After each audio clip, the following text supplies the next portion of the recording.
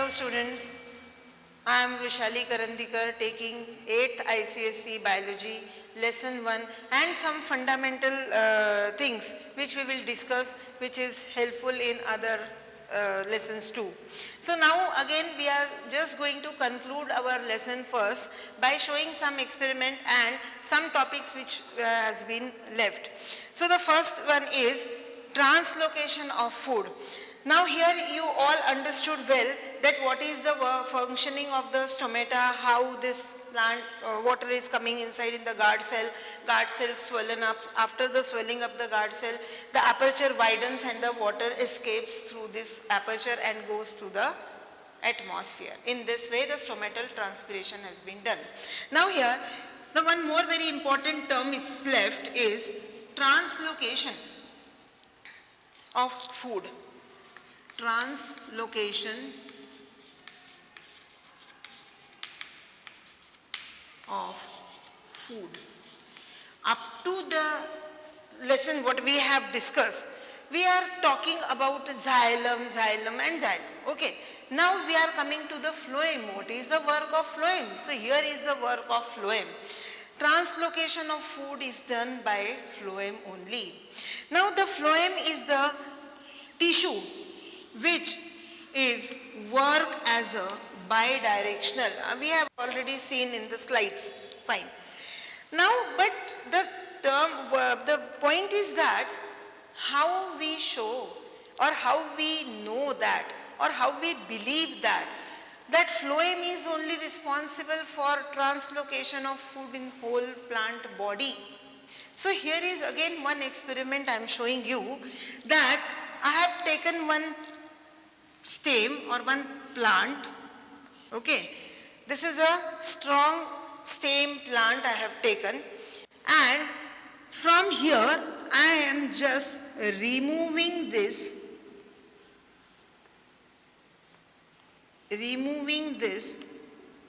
bark.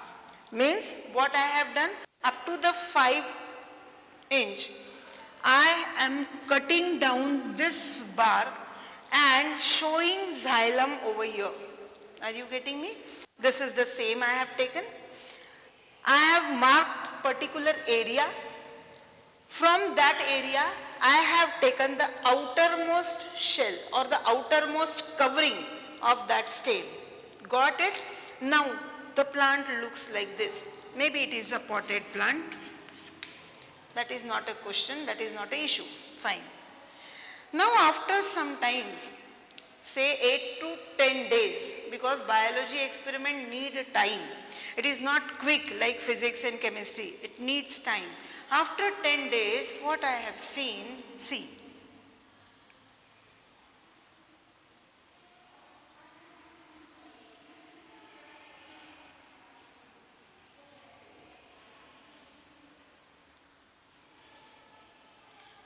See, this is the structure I have seen after 10 days.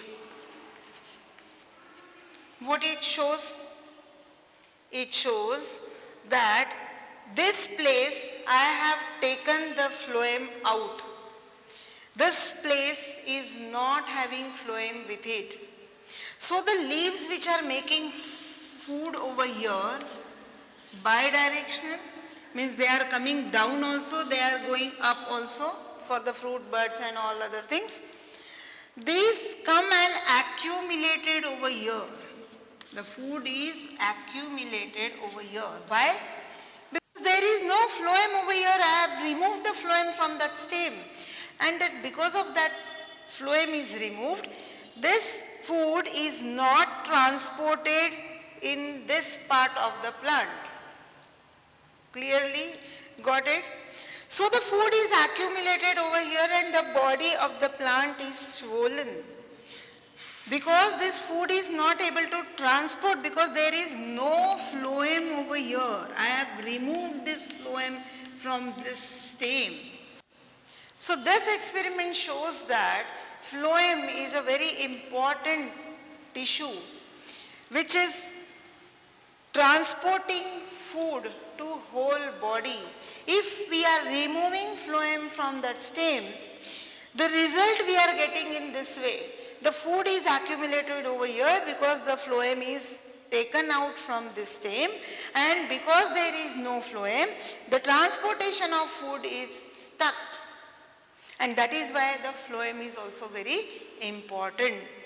So in this way we have studied whole transport in the plant, like transportation of water and mineral in plants. We have studied all the things: xylem, phloem, working, components, transpiration and everything. Now I am just showing you two types of cell. We have taken many a times a cell. What is that cell? Actually we are having two types of cell. One is animal cell, another is plant cell. Right now we are talking about the plant cell, but I am just showing you the animal cell too, and their organelles and their functions. Okay, so let us see how the animal cell looks like. So this is the animal cell. Generally animal cell is circular oval in your books. This is the way animal cells are there. In this way animal cells has been given in your books. One is plant cell, or we can say more wider we can make. This is the plant cell.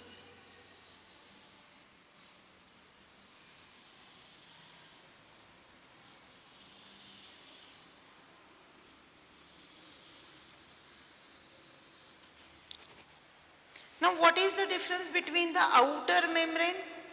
Here is the single membrane, right? Here is the double membrane. This is the animal cell. This is plant cell. Fine? Plant cell is generally in this rectangular shape given in the books. Animal cell is generally in this shape. So by seeing only you can recognize, yes, this is the animal cell, this is the plant cell. Now we are coming to the membranes. This is the outermost membrane of the animal cell, which is called cell membrane. Because in first lesson we use this term cell many times. Now we are coming actually what is the cell. That is why I am showing this difference between the animal and plant cell. Now here two-layered structure is the plant cell. So the outermost structure is called cell wall, and the innermost structure is called cell membrane. Means plant cell is having two cells. Outer is called cell wall, inner is called cell membrane. That is why I am writing in the middle.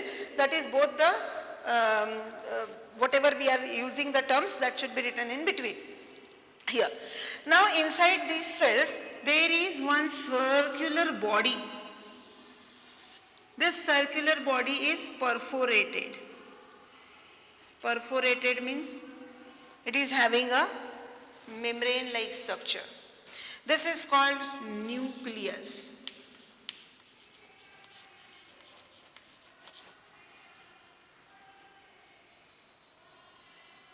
This is called nucleus. Inside nucleus there is another one small rounded structure which is called nucleosome.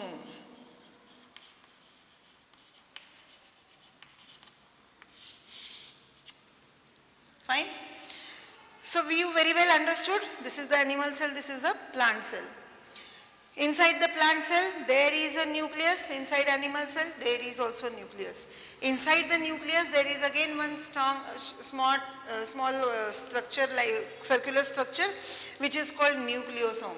We are right now not for the function, we are just going for the anatomy. Anatomy means only the outermost structure and the structure present inside in the cell.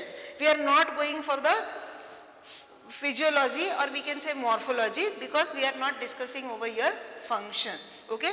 Now here the cell wall. This cell wall is freely permeable, made up of cellulose. Fine. Cell membrane, as we have discussed, that's selectively permeable, you know very well. Now here, this structure is seen, which is attached with the nucleus. There are many structures, I am showing one only. Okay, so sometimes it is dotted, sometimes it is smooth. This is called, showing over here, endoplasmic reticulum.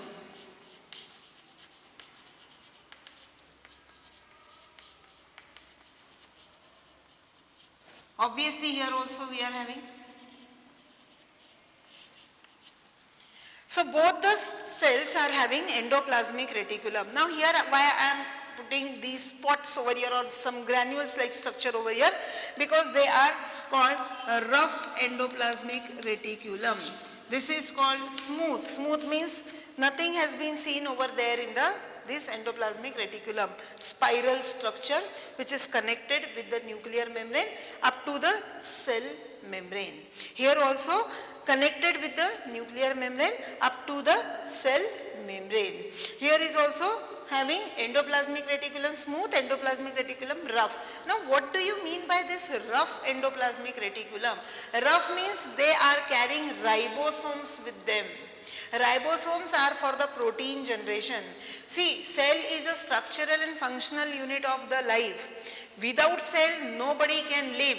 So with the cell required energy, cell required protein, cell required many things. Out of that, ribosomes which are produce proteins, and that proteins are used by the cell membrane or the cell organelles to produce a new cell. That we will study in the further classes. Right now only you remember this thing. Okay, this is the endoplasmic reticulum.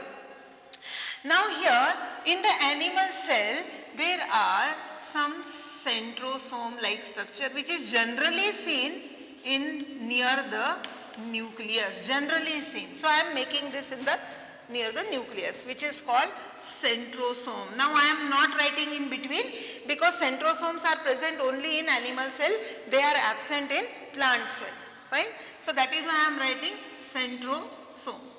So when you are asked to differentiate between the animal and plant cell, the first of all the shape of the animal cell, shape of the plant cell, then single membrane is embedded or covered by the single membrane which is called cell membrane.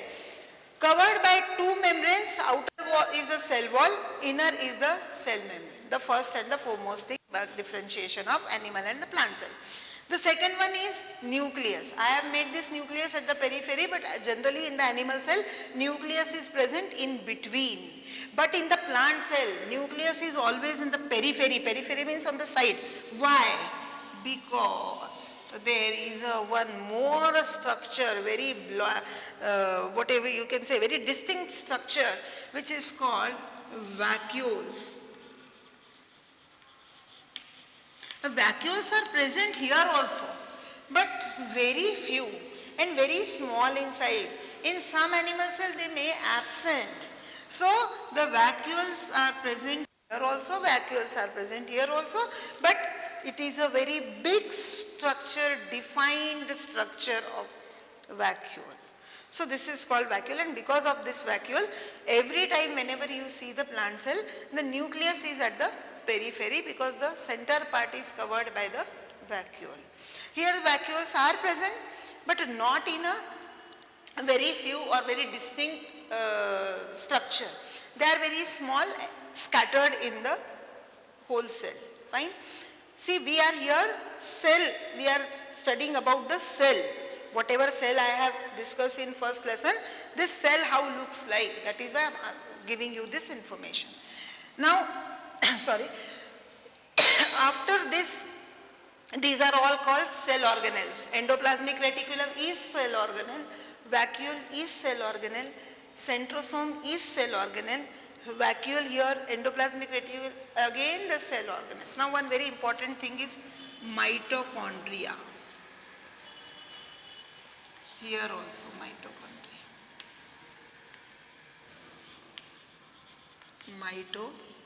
Mitochondria. This mitochondria is called the powerhouse of the cell. What is powerhouse? Powerhouse means it generates energy in the form of ATP, which is used by the cell to exist and to develop into a new cell. That is why the mitochondria is present in both the cells, in animal cell also, in the plant cell also. There is one more thing, and it's very important, is Golgi body. Golgi body.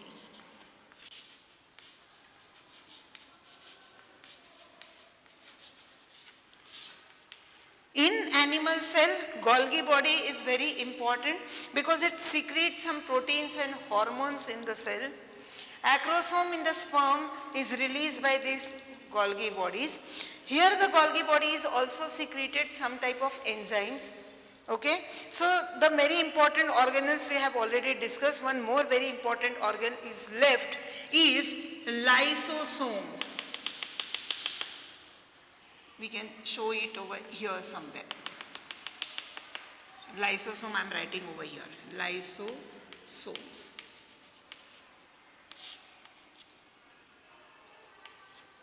Okay. So this is lysosome. Now lysosome is known as suicidal bags. Why suicidal bags? Because whatever the cell organelles are not of use, they can be eaten by the lysosome and they can protect this cell, or whenever the cell is also degenerate, whatever the organelles present over here or the cell is eaten by these lysosome. So that is why they are called suicidal bag. And sometimes what happens when the cell is about to destroy, this lysosome first eaten the cell and then it also destroy. That is why it is called the suicidal bags of the cell. Fine.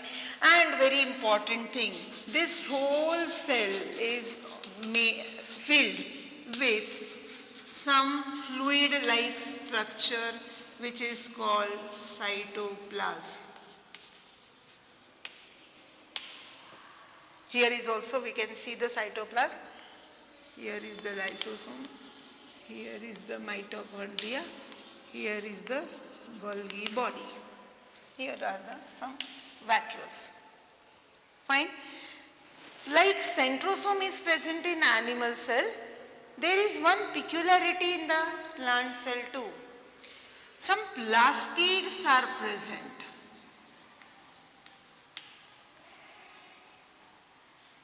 Some plastids. Now what is the function of, say function we will afterwards discuss. But the plastids are present. These plastids are giving the color to the plant. Like chlorophyll is a plastid.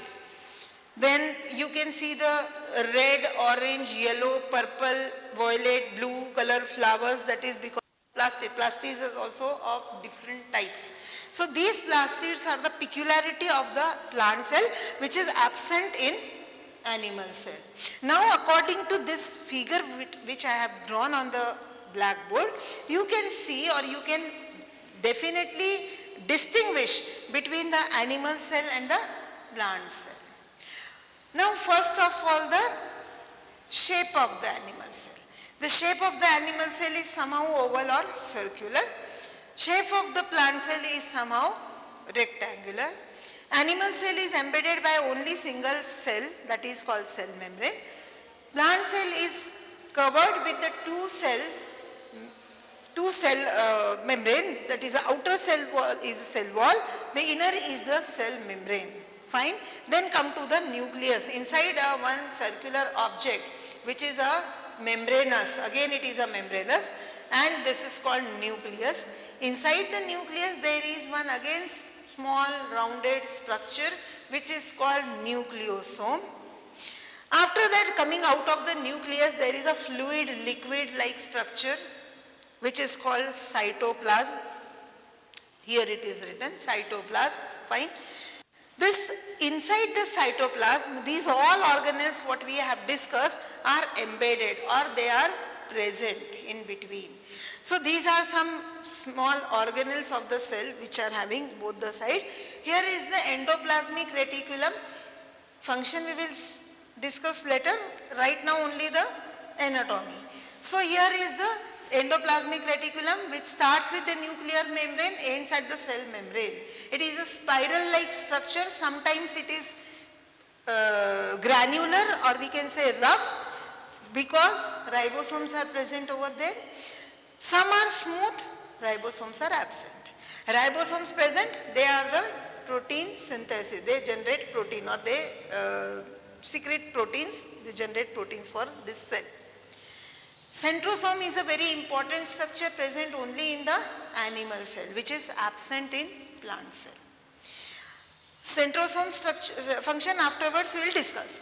Then come to the mitochondria. Mitochondria is known as the powerhouse of the cell, because mitochondria is a villi-like structure, a finger-like structure it is like, and they generate energy which is in the form of ATP, which is consumed by this cell to function more. So the mitochondria is there. The lysosome are generally called the suicidal bodies. Why? Because suicidal bodies, some of the organelles are damaged, dead. They remain present in the cell. They are eaten by this lysosome, and the cell is again free from this unwanted cell organelles. Fine. Then come to the Golgi bodies present in both the cells. Golgi bodies in animal is generally related with the enzymes and hormones. Here only enzymes are produced by the Golgi body. Then one very important structure which is seen in the plant cell, which is generally absent in the animal cell, that is a large vacuole. This large vacuole is filled with the water and some material. Some material means inside it some minerals are also present. Because of this, this nucleus is always seen in the periphery. This nucleus is always seen in the center. So you can recognize by this also, this is the animal cell, this is the plant cell. Then we are coming to the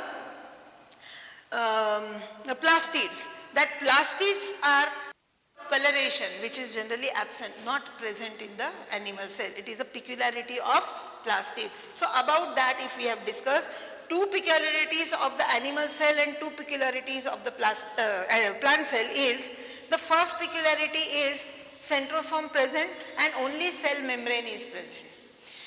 The two peculiarities of the plant cell is two-layered cell, outer wall is cell wall, inner is the cell membrane, plastids are present and more enough particular vacuole is present. So I think that everybody know very well that what is the difference between the animal cell and plant cell. Structural, functional we will continue in the next lesson. So now I have already given you the homework for the lesson 1. Do that homework nicely and prepare for the next session. This is only just a small information regarding the cell, because we have often used the cell. So in your mind maybe it is like that. What is the cell? So I am showing this cell. This is not actually the part of the syllabus, but it is very important to know what type of cell. Every time this is using cell. So you are having a natural question in your mind that what type of, so I am showing that cells over there. Thank you. Have a nice day.